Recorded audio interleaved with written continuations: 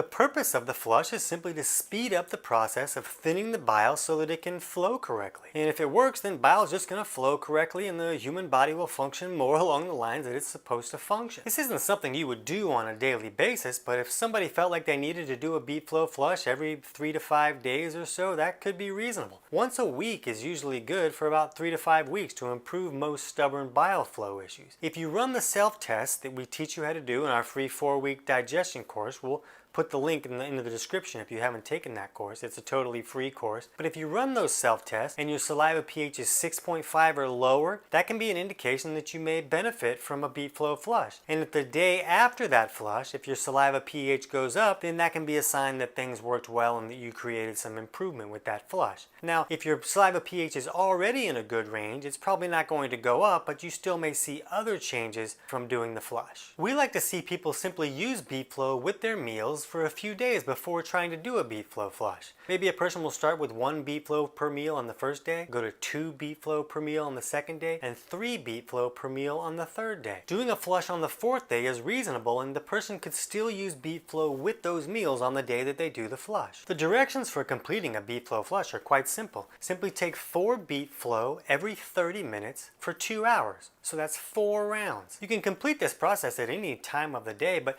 the results seem to be the best when starting about an hour after a meal. If you get hungry during the flush, it's okay to eat something.